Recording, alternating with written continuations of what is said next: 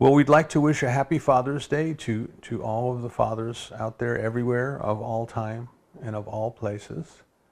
And today we're going to talk a little bit about what the ideal of fatherhood means, what our experience of our human fathers may have been, but most importantly, what I would like to get covered today is this idea, this concept that is very predominant in our culture of God being the Father, our Father. Every January, the first Sunday in January, we go back to the basics and we start to ask ourselves, well, what is your concept of God? What is your concept of God? Because literally, truly, your concept of God defines your whole life. It manifests itself in your whole life. Those who think that God is a mean, vindictive God who has enemies that need to be slain, those folks are going to be kind of warlike. Those folks who have a concept of God as all benevolence, all love, all kindness, all grace, their life is going to be much different. So literally our concept of God, and it's just that, it's just a concept, right? It's an intellectual idea, but it's an intellectual idea. It's a concept that has to carry us forward until we let go of it, until it's time to let go of it. You know, it's almost like the training wheels on our bicycles. I was chuckling to myself this morning when the idea of the training wheels came to me, and I remembered the Pee Wee Herman movie where he was a grown man and he was riding this bicycle with training wheels. You know,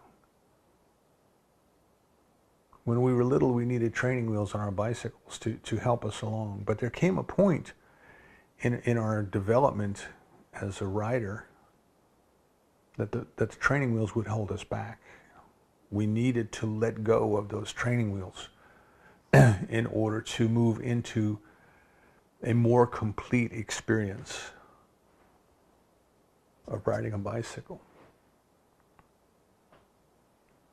Images and concepts and ideas that we have and that were given to us as children when we were growing up, and our little intellects couldn't handle kind of abstract ideas. They may have been good to help us to grow at that time, but there comes a point in time where we need to transcend them. We need to move beyond them. We need to have the experience, not understand the concept. In terms of the New Testament, St. Paul says, you know, when I was a child, I spoke like a child, but when I became an adult, I spoke as an adult. Kind of the same thing.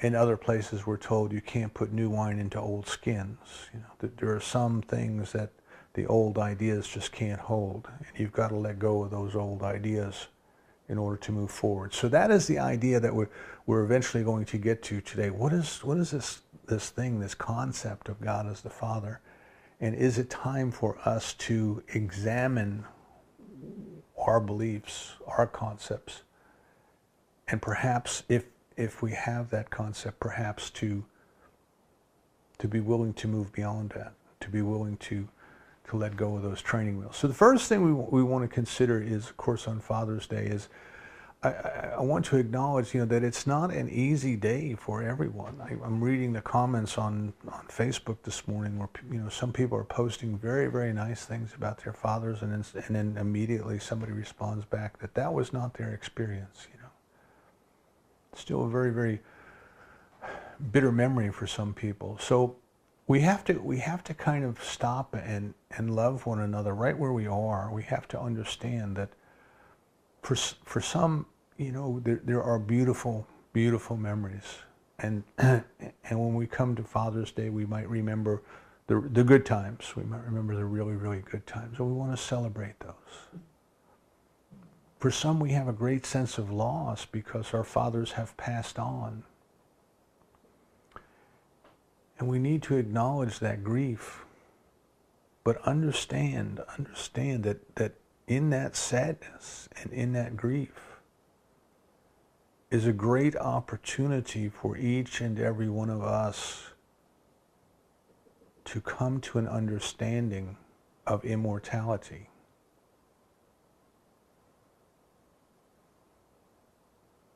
The essence of what we are was not born and will not die. And we may miss the physical presence of our loved ones, but they have just gone forward to the next step in this great adventure called life that we're all on. They're all spiraling upward, you know. We all keep coming and going into each other's lives as our souls move from where we are into a deeper realization, a deeper experience of the presence of God. It's not about the intellectual concepts of God. It is about the experience of God. Sometimes we talk about love, you know, and in human terms, there's just so many different ideas that go with love. You know, there's physical love, there's emotional love, there's intellectual love, there's all of these different things, but then there's just the love of a soul. There's just the experience of the soul, which we recognize as love. And it transcends those other ideas. It just is the experience of oneness. Just is the experience of oneness. We have all these ideas of God, and at some point we have to move past those ideas and into the experience. Now, for some folks, the memory of their father, some folks didn't get to know their father,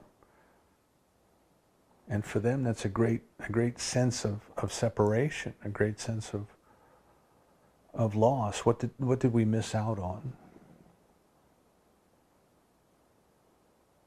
And we have to come to realize that whatever that experience was that we felt or we feel that we've missed out on, that we can still have the essence of that experience. We can't have that relationship with that particular individual. That's not going to happen. But the essence of what that means or what that would have meant, we can still have, because that love, see, that love that we're seeking is right here where we are. Right here where we are. And then for some folks there are bitter memories because perhaps our fathers were not nice people. Perhaps they did mean things. Didn't take care of us in the way that we felt that we needed to be taken care of or deserved to have been taken care of. And for those who have that experience, or who have had that experience, it's very, very difficult on a day when everybody is talking about how wonderful fathers and fatherhood are, because that was not their experience. And if that's the case for us, that's an opportunity for us to understand how to move beyond regret.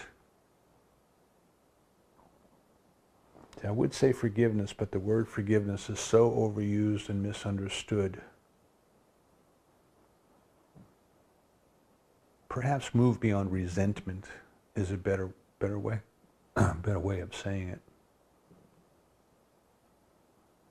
There's a resentment there that things were not as they could have been, not as they should have been, they were not fair. And all of those things, all of those claims, those statements may be entirely correct.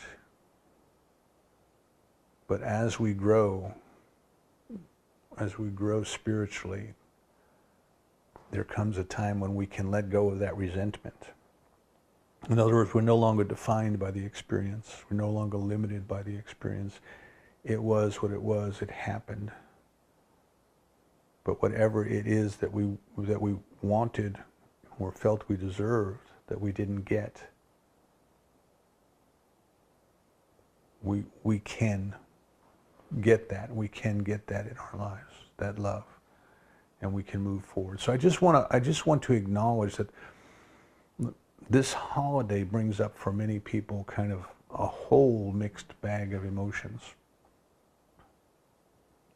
And we need to be sensitive to each other on this day. We need to be sensitive that some are hurting, some are happy, some are both happy and hurting.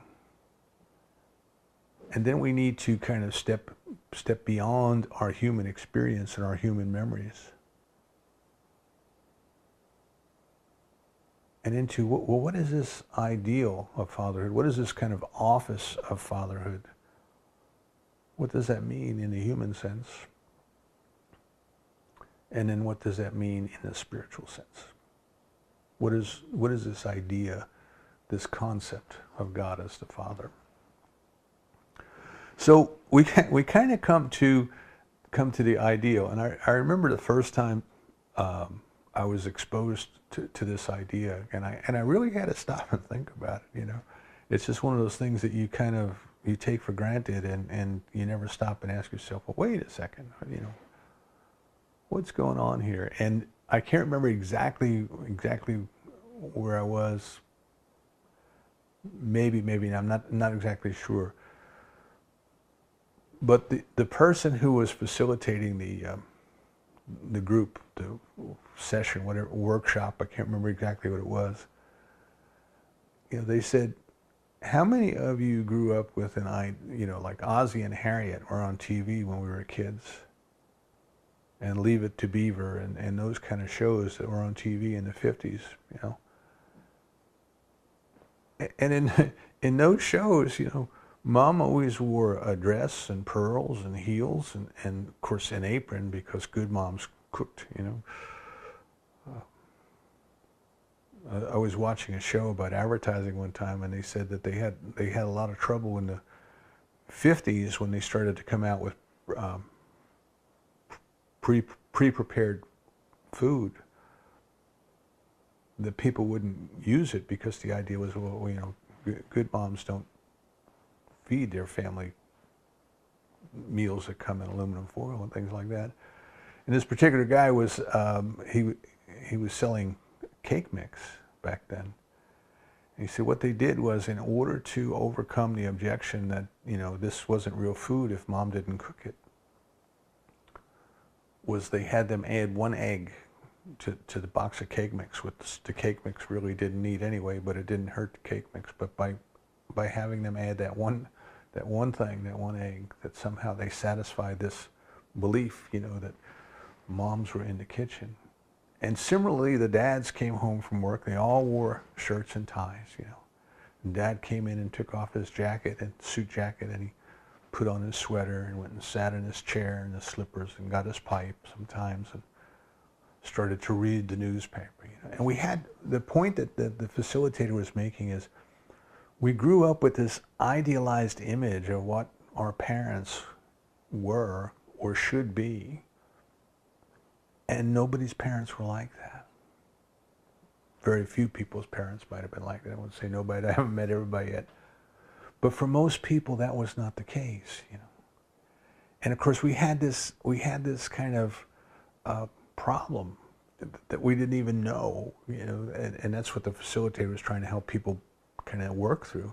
We had this problem in that, here, the image that we were given on TV of what a father should be, and then the image of what our father was actually like, might have been two different things. So we kind of struggle with this ideal, this image of, well, what is this ideal of fatherhood, and then what is the experience that we had of fatherhood?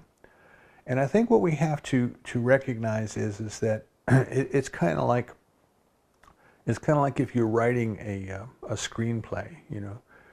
You may look at an actual event, and it might have 5 or 6 different characters in there, and in order to compress that whole story for the amount of time that you have to present your program, whether it be a movie of say 90 minutes or a TV show of 30 minutes, you have to take certain characteristics from each character in real life, and then you have to combine them, and you have to create this one fictional character.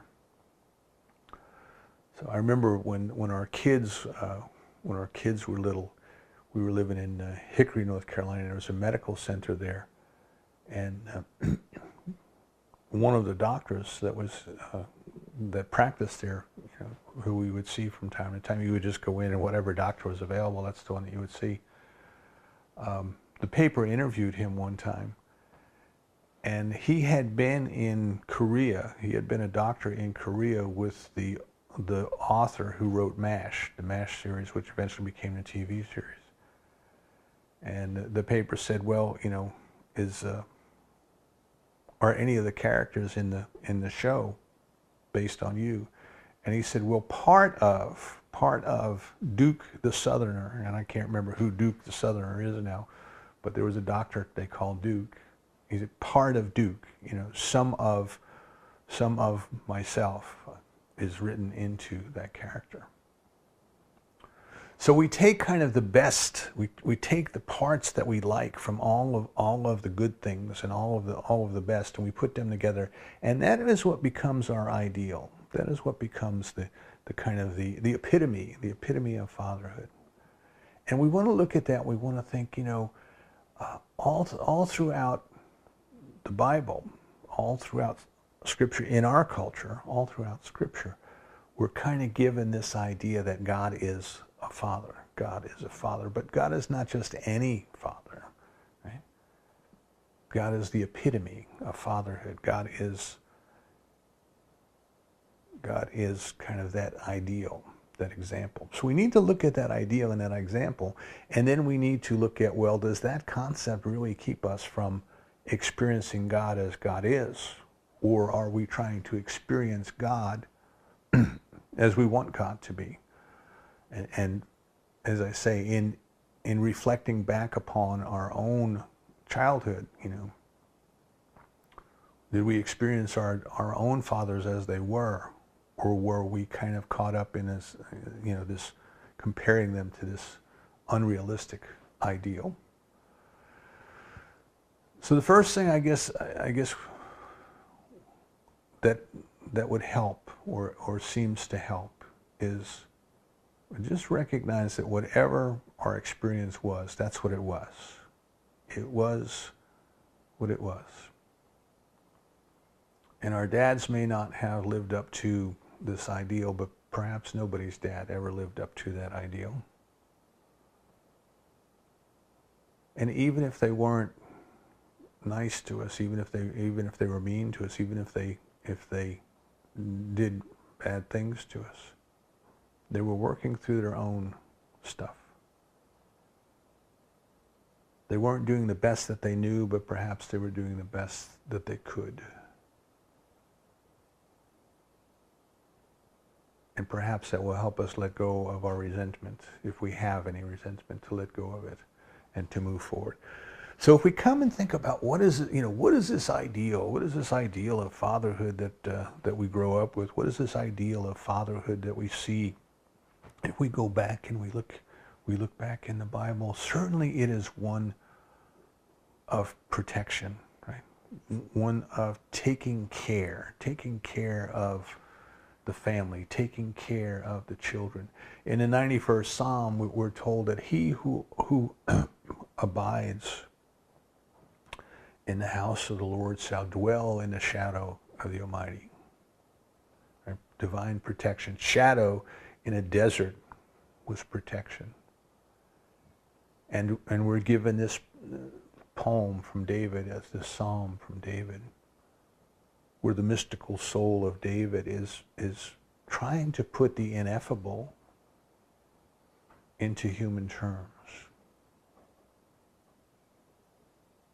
telling us that God protects us, the Father protects us, and that spills down into the human ideal of the Father as the protector, And if we look in our pop culture and if we look in our movies and we look in history and we look at all of these things, we have this image of this rugged this rugged frontiersman, who's going into the wilderness and with an axe and some tools, is building a cabin and all of these kind of things. And we kind of grow up with this image then, that what fatherhood represents, one of the things is protection.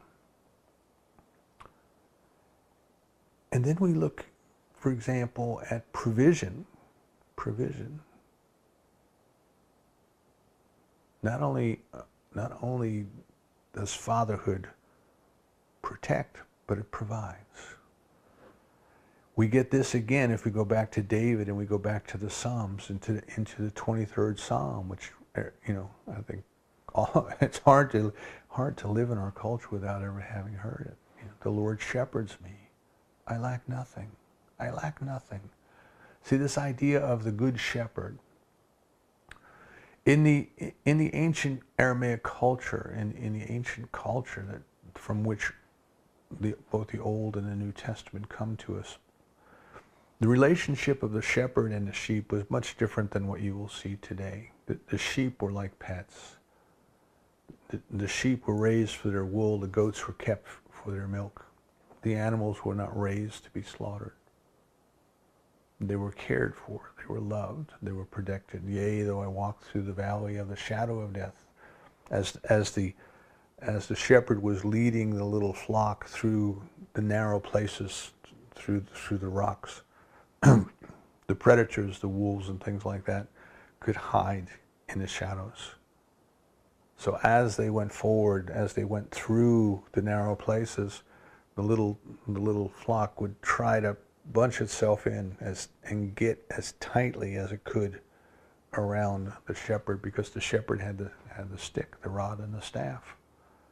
The shepherd had the stick to protect them, to provide for them, to lead them beside the still water. See, the image there is the water isn't stagnant. It's not still, and it's not so still that it's stagnant, and it's not flowing so rapidly that if the little lamb fell in, it would be washed away. But it's the still waters, to the green pastures, to the cool grass.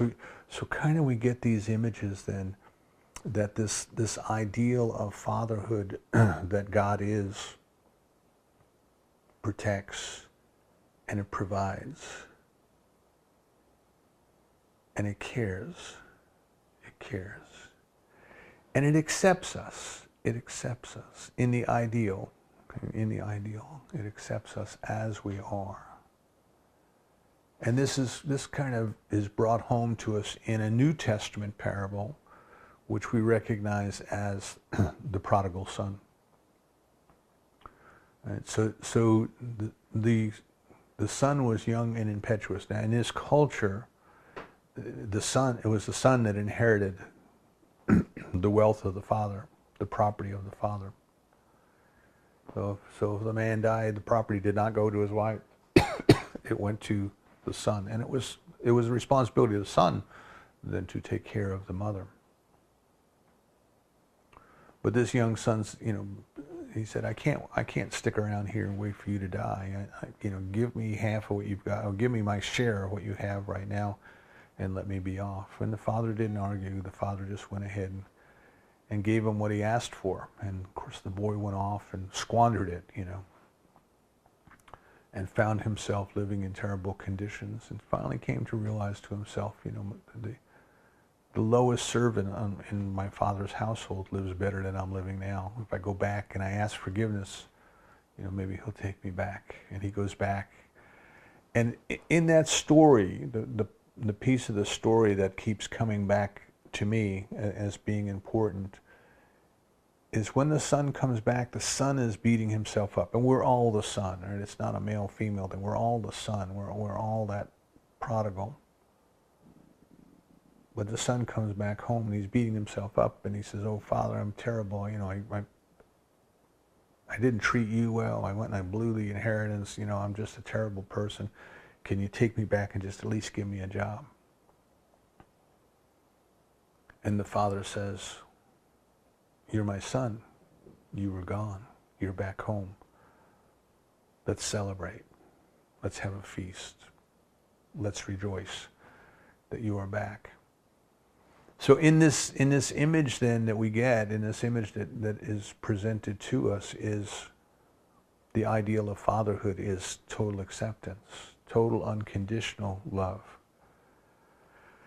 And I think this is very important that we understand what this concept of unconditional love or agape love or spiritual love is all about. Because in our human experience, everything is conditional. Everything is conditioned. Buddhism says we're born into conditioned mind. Everything is conditioned. But God is not conditioned. See, God is not conditioned. Not affected by the experiences, not conditioned. So in our human experience, in love has conditions. I will love you if you will love me back, for example. Or I will love you if you're a member of my family, but if you're not a member of my family, I won't love you. I will love you if you are a member of my church, but I won't love you if you go to that other church, kind of things. All of these things are human conditions of love. But unconditional love is the experience of unity. Unconditional love is the experience of oneness. Doesn't matter what the circumstances are. It is just there. It is just love. It is just an experience of the soul, an experience of oneness, an experience of unity. So the image that we're given in the story of the prodigal son is that in the ideal of fatherhood, the love is unconditional love. The love is unconditional love. So we have kind of this concept then. We have what we're looking at is this concept of protection, of supply, of provision, of caring, of love, and all of these qualities that are kind of rolled up into this one ideal character, this ideal father. If you want to think, like if you were writing your screenplay, who's the ideal father? Remember Robert Young in the TV series?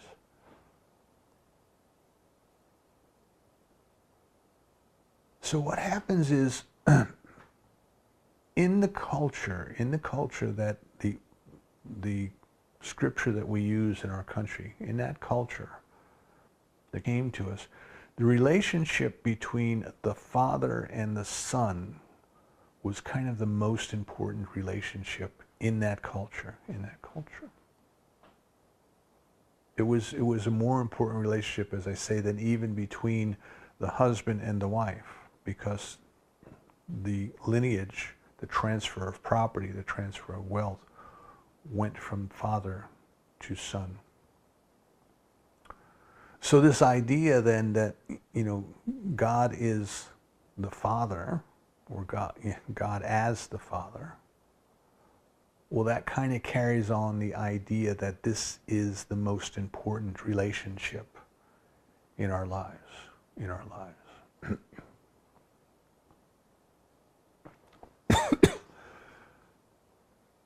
So in the New Testament, we hear over and over, Jesus is talking of God as the Father, and even gave the prayer, the Our Father who art in heaven. And to me, the idea that's being conveyed is this is the most important relationship in our lives. But it is not the relationship of a human father to a human child. It is not that. We need to move beyond that.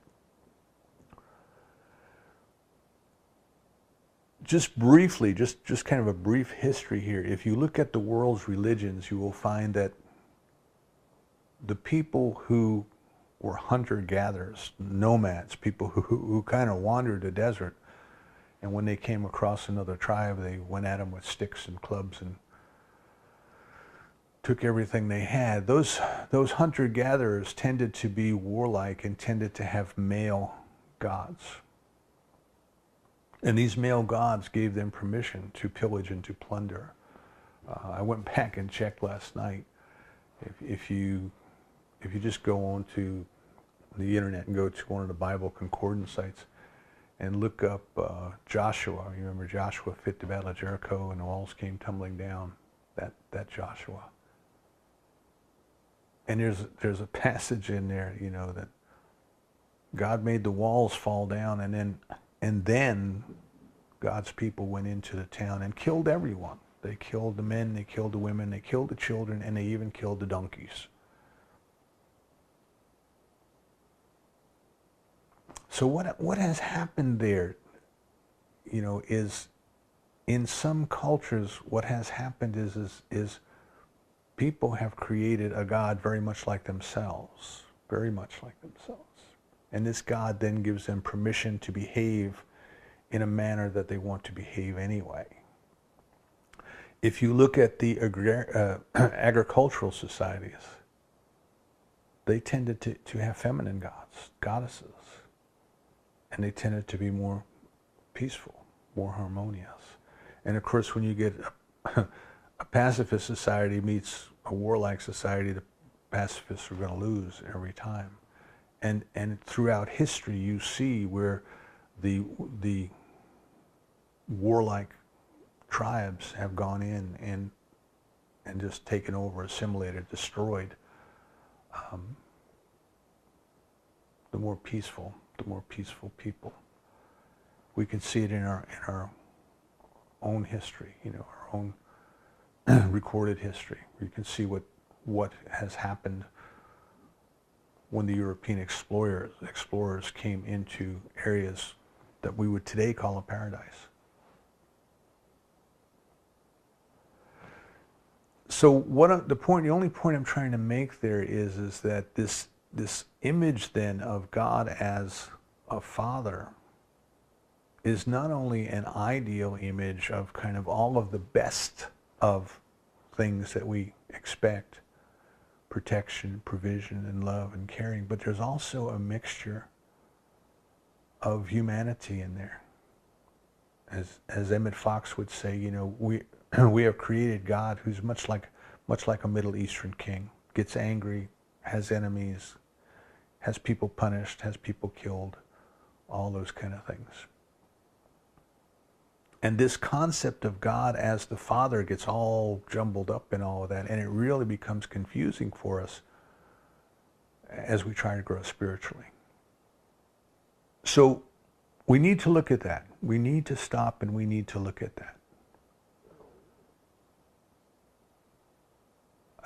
I mentioned a few weeks ago, you know, the painting, and I can't remember the artist's name right now, but he had the painting, and it was called The Treachery of Images, and it was a tobacco pipe, but it had the saying on it, it said, "This is not a pipe." He was from Belgium, and the text was in French. "This is not a pipe."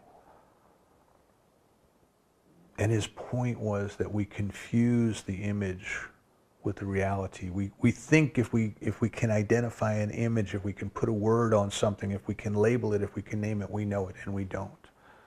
What we know is the painting. We know the image. So I'll give you a brief example of what I'm talking about and why this is important. When you and I are growing, when our children are growing, as we're all kind of entering this world, we learn language by hearing language. We hear people speaking. We're told that children in the womb can recognize voices. They can recognize their parents' voices. If we play music to them, the music soothes them, and all of these kind of things. And children come into the world, and perhaps they come into the world, perhaps they're born and they understand a certain amount of language that they heard, or very quickly after being born, they start to understand the spoken language. And this is amazing how this happens, right? I mean, you know, we're not teaching them so much that as they are just absorbing it, you know. And then of course, as all good parents, we kind of fall into baby language, and when we introduce a new word to them, we say it in a funny and a unique manner, and of course that helps them to learn. But my point is there's something so amazing going on in those little creatures and little brains, and they're just learning so quickly. And they learn how to speak. And they learn the syntax of grammar as they grow. And they just learn it from being exposed to it. But then there comes a time where we have to be able to convert that knowledge of a spoken language into a written language. You have to learn how to read, you know. So now you get out your flashcards and you got an A on one side and an apple on the other, and the child is starting to learn to associate that the letter A and the sound A as an apple, they kind of go together. Right? And it doesn't come to them as easy as learning the spoken language. It is something that they have to work with. And you find out, well, A doesn't always make the sound of ah. Sometimes it makes a different sound, you know, that the alphabet is not really phonetic.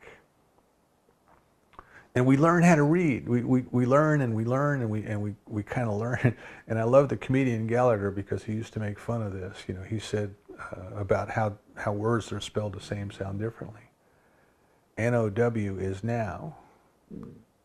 K-N-O-W. Canal? No. No, it's no. You know? But N-O is no, and K-N-O-W is no, you know. And he just had the whole routine. And we have to learn that. See, we have to learn how to struggle through that. We have to learn how to get the words from the context, you know, how to pronounce it based on the whole sentence and all these kind of things. But we learn how to read, and we learn how to read at a speed that's comfortable for us, whatever that happens to be. And then perhaps later on in life we realize that we really can't read fast enough to keep up with all of the information that's coming across our desk. So we go to a speed reading course. And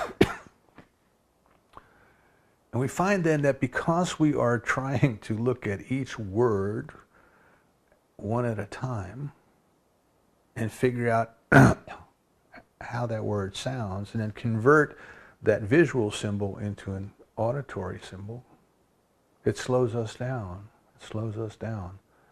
And what we have to do, what we are taught to do, is to move our hands so quickly across the page that we don't have time to stop on any one word, but we start to pick up things a sentence at a time, and then we start to pick up things a paragraph at a time.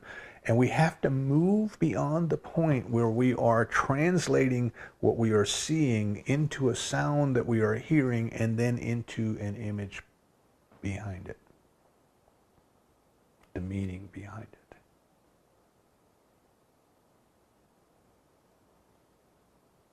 So what has happened is we have reached a point where the things that got us as far as we came no longer serve us.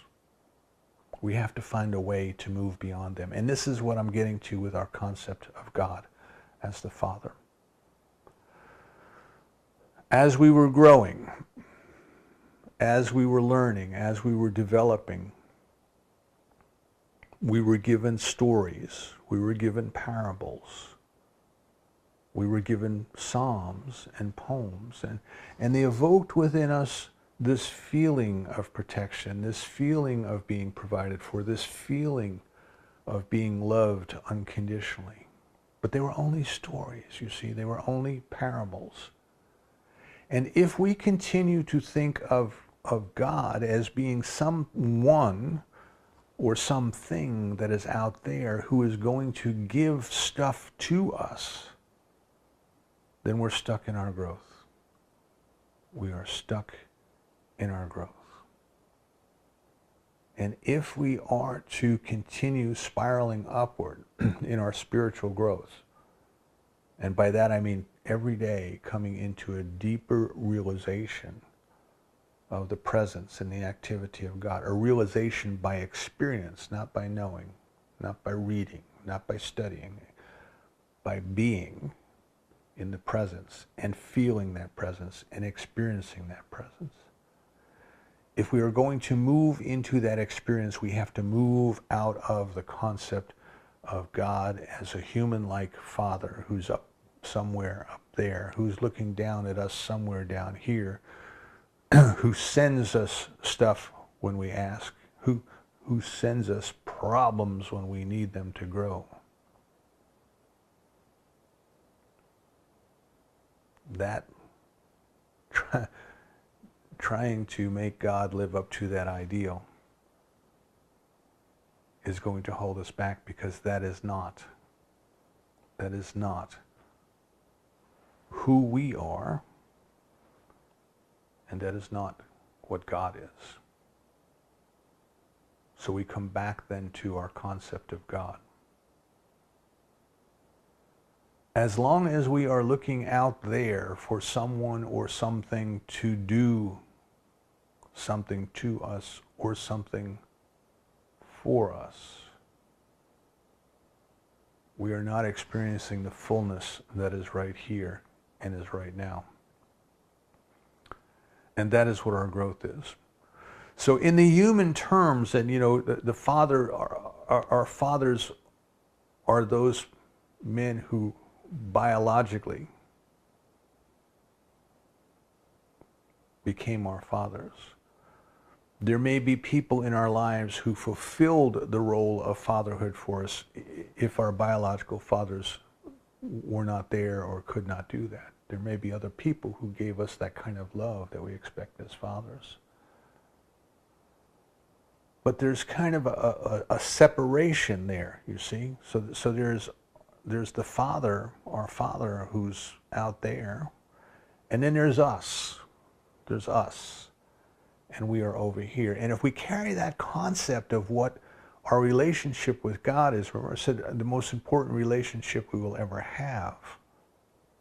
If we carry this idea of separation, that we are here and God is there, see, we will never get the fullness of the experience. We will always be believing in that separation.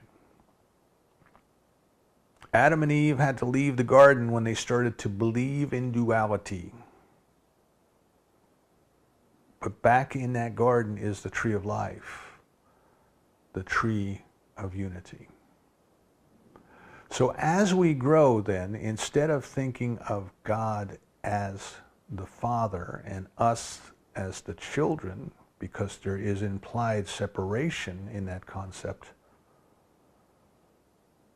we have to come to the realization, perhaps first through understanding, but then through experience, that there's no separation.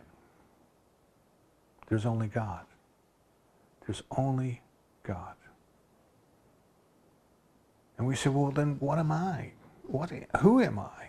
Who am I that over here? If there's only God, then who am I? And who are all of these other people around me? And what are all these other people around me?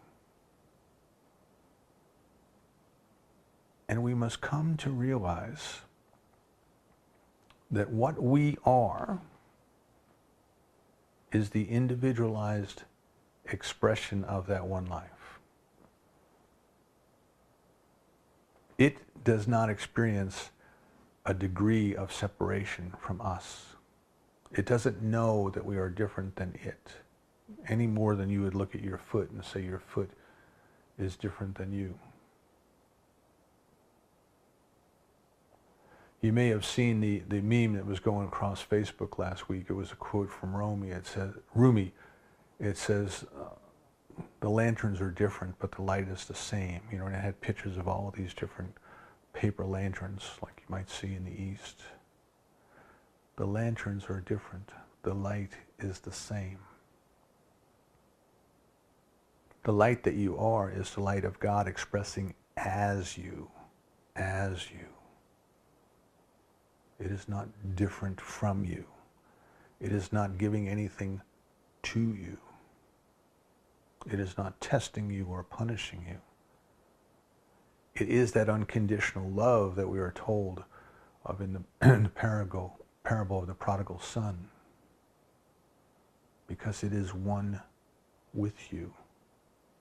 And you continue in this experience and you realize then that I am not. I am not. Or as Goldsmith would tell us, the I that I am is the divine within me. The I that I am is the divine within me. And what has to happen then is this thing that we have called the ego, the ego which is our idea of separation, our idea of me being different than anyone else and different than God. That has to go away so that there's nothing left but God. There's nothing left but God. So the protection that the ideal of fatherhood represents to us is not out there. It is right here within us. The supply, the provision, the Lord shepherds me, I lack nothing. It is not out there. It is not some power out there that is going to send it to us. It flows through our conscious awareness, our conscious experience of its presence and its activity in us. The unconditional love that we crave for, that human beings just, think about all the songs that are written about love. This unconditional love that we crave for. Don't you just want somebody who just loves you? For no reason? For no reason whatsoever other than that you are. We all want that love, you see. But it's not out there. It is already in here. It is trying to flow through us. We have to give what we wish to receive. And if we give it because we wish to receive, we've already lost. We just have to give it because that's our nature. So what I invite you to consider this Father's Day is that whatever this ideal of fatherhood is, that is already within you.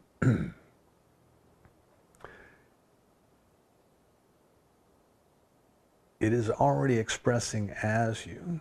It is its own father, if we want to put it that way. It is its own father to itself as you. And what we do as we grow is we remove the scales from our eyes. We stop looking through the glass darkly. We rend the veil, right? And what that meant was in the temple in the old days, there was a heavy curtain that hung and it separated off the Holy of Holies, the part of the temple where God itself lived. And the only one who could enter there was the high priest. And they could only enter if they were completely healthy and they had no blemishes and they weren't sick, because nothing that was imperfect could enter into the presence of God. And of course what we're told is the veil had to be rended, the veil had to be ripped. You and I have to rend that veil. There's a veil of consciousness. There are ideas of separation in our mind. We have to let them go by the wayside. And this is not an egotistical exercise. This is not and sometimes we go through that. Sometimes, I'm so great because God is in me. And that's true, God is in you. But it is when the you goes away. See, it is when the you goes away. This idea of a me separate from God, when that goes away, then all that's left is God. And that God that is left is the epitome of fatherhood, of motherhood, of protection, of love, of providing, of all those things. So I invite you then this Father's Day to welcome the presence that is already within you.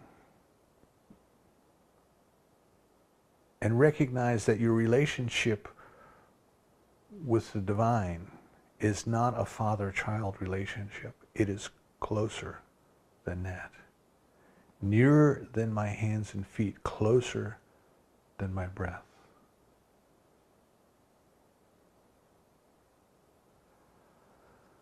Be willing to let go of all of the concepts that you learned as you were growing up that were your training wheels that helped you along the way. Recognize that it's time to let them go. It is time to release. It is time to sit and be still and let the presence that has been waiting patiently, right? The spark that we might desecrate but could never destroy, that which is burning within us,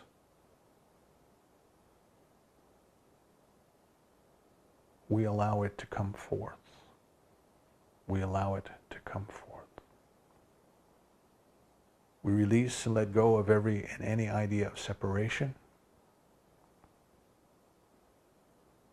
We might imagine ourselves eating from the tree of life.